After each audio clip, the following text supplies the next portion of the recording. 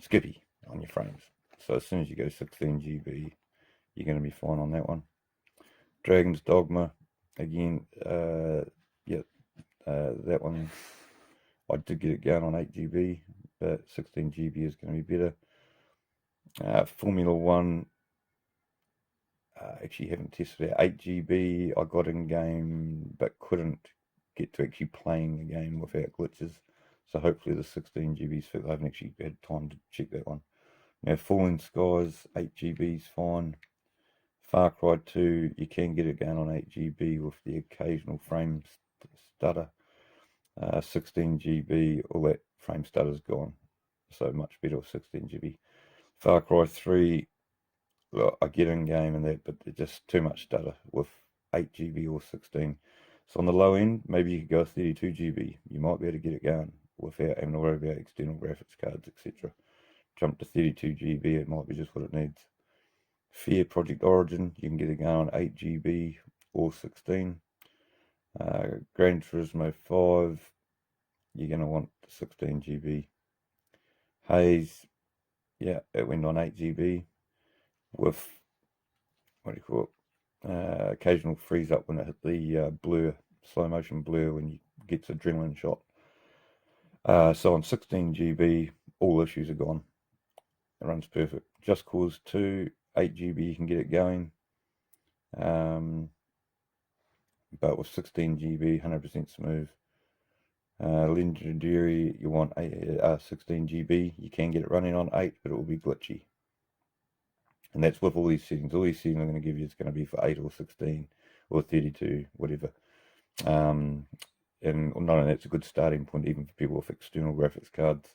Put all these in, you know it's going to run on low end. So then after that you can go through and do your enhancements and enhance everything up. Magus goes on 8 GB. Marvel vs. Capcom 3 will run on 8 GB. Only just though, it took a lot of different settings to do that. Metal Gear Solid, yeah, you want 16 GB, I mean even 32 GB. I mean it does play now 16 GB. Middle Earth Shadow of Mordor, yeah, got that running on 8 GB as well as 16. 16's a lot better. 8 GB, you did find a lot of different crackle, noise glitches, etc. Once you up the RAM, a lot more of them glitches are gone. There is still an occasional sound glitch that comes up every now and again, just like a wind type noise again, or sort of thing. So I'm gathering that you might be able to go 32 GB on your low end, and that might go away. Other than that, if you're on an 8 or 16 GB with a higher end graphics cards, well, you should be fine. So it's playable, play it and everything. There's just one thing with the noise, the sound does glitch slightly. Mortal Kombat, that's fine. You can get it going on 8 GB or 16. 16 is a lot better.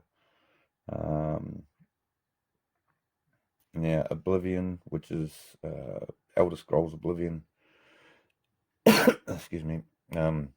Elder Scrolls Oblivion, you're going to be fine with 8 GB. Rambo, look, too many glitches, don't even worry about it.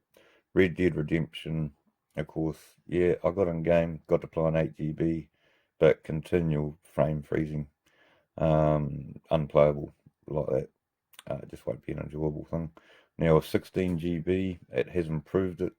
It's nearly 100% smooth. I mean, you're probably looking at about a 90 something percent smoothness. But you'll see on these settings. So I'd say if you went to a 32 GB, you'd be fine. It seems to be these bigger world games with lots going on. You know, they've got a big amount of GB as a game. They seem to be the ones that are struggling a bit on the mid-range low end.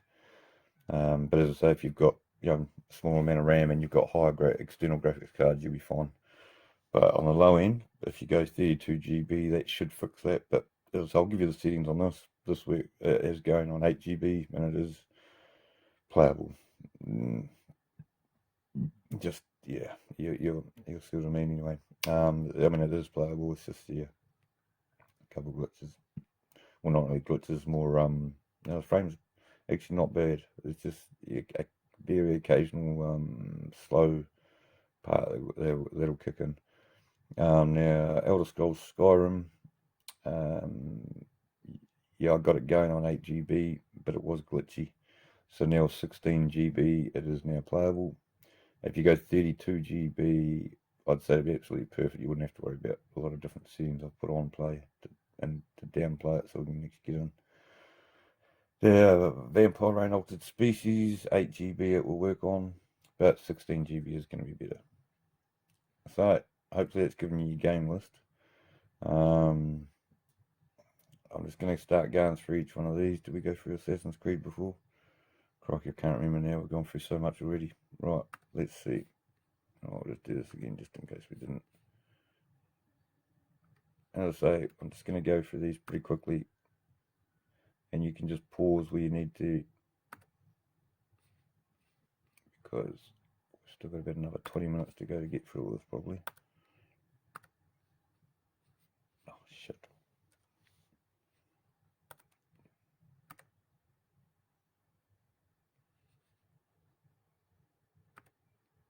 Alright, this is Back to the Future.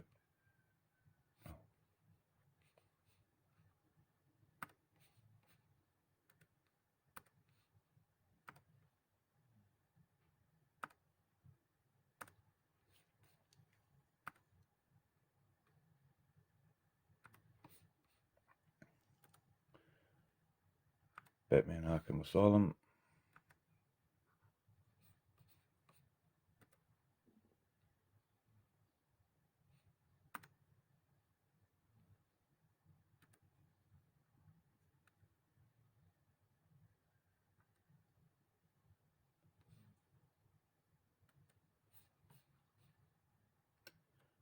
Oh, it's probably going to be a few years also looking at this going, well, hang on, I haven't got this so-called debug menu.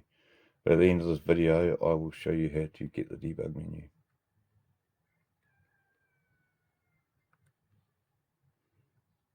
And I'll show you a couple of other things. Now, you'll notice if you've ever done emulation before, or if anything, you'll notice most emulators have frame skipping as an option.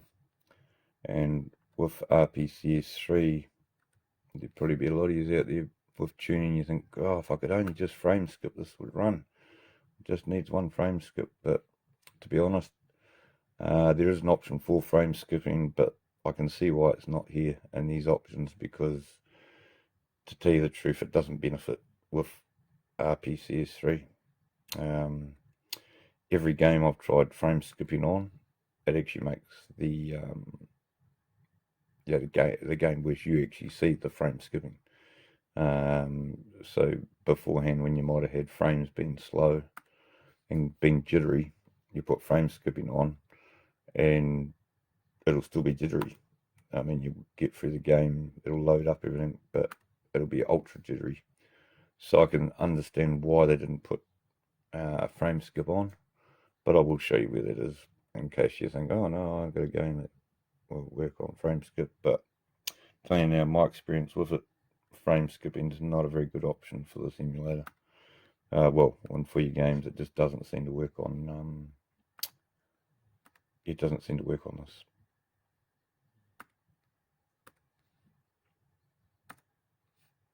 So it's probably why it's not in this option for people to get hold of, because it is. And I mean, you might think, oh yeah, but what about trying frame skipping, run ahead 5, skip 2, or run ahead 2, skip 1, and all that? Well, I've tried all combinations, and the frame skipping is just not an option. It does not help you at all in rpcs3. It will help in all the other emulators around. It'll help with your PS2 emulators, your GameCube, your PlayStation 1, your PSP, all those different things. Frame skipping does give you a benefit. Now, just in case you have got a high-end graphics card or an external, I'll give you these settings for Crysis 2 and 3. As I say, don't worry about it if you're on low end or any of the computer systems. I mentioned this is going to be before, because I've tried numerous accounts of combinations. But if you're on a high-end graphics card, this might be enough of settings just to get you started, and then you can go through and yeah, tune from there.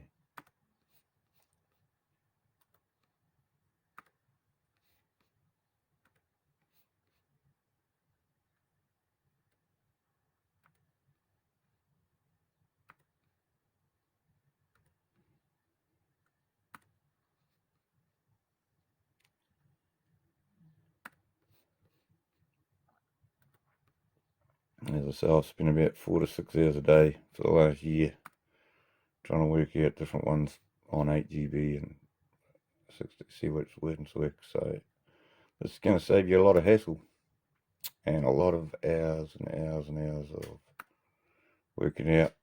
It's going to be a few years going, well, hang on, when I go into Wiki or the rpcs3,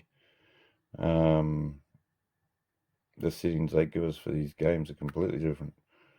Well, that's because you got to realise those settings were given with someone who was using a 1080 graphics card or something. So, like I say, if you've got an external graphics card, great. Go off your rpcs3 settings they give you, and you'll probably be away. But this is where I'll put in the hard yards on low end.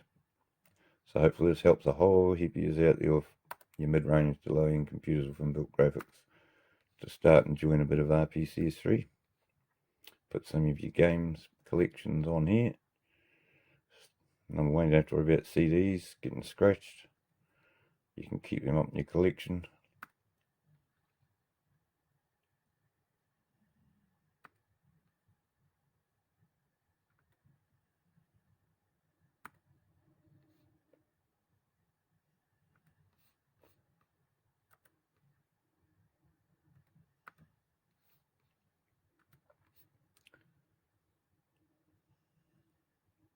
Right, now we're up to Demon Souls.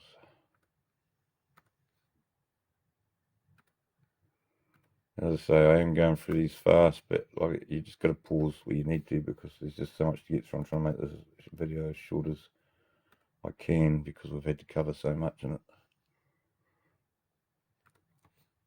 And I know what it's like watching long drawn out videos, so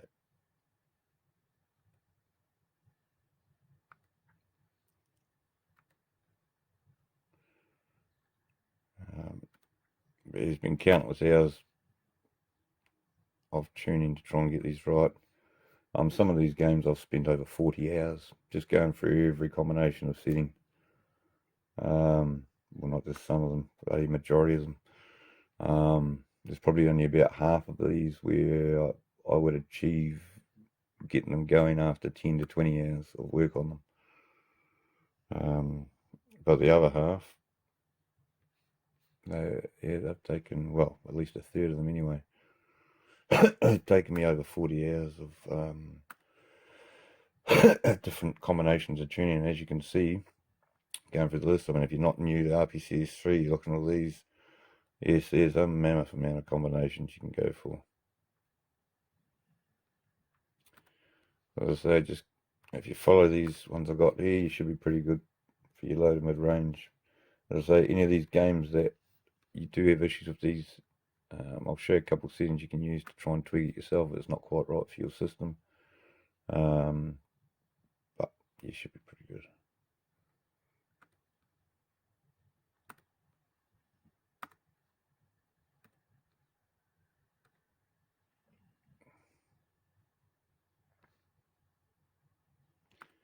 And yeah, and the ones that you aren't good on, as I say, there was a few on here I told you that they'd play better, might get better performance if you got a 32 GB.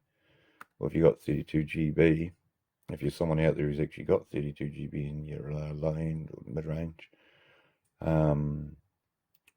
put these settings in and let us know in the comments if it does actually play those few at 32 GB without any glitches, which was your Far Cry 3, Formula 1, Gran Turismo 5, and yeah, I mean that's working. What was the other one? Oh, Red Dead Redemption. So yeah, on your 32 GB, give them a go on your low end. Leave a comment below if it actually did work with these settings. Just to let everyone know who's watched this video whether it's worth upgrading to 32 GB or not. As you know, it's pretty expensive RAM. It's not cheap when you get into the big You know, you're going to be up for a couple $100 for your 32 GB.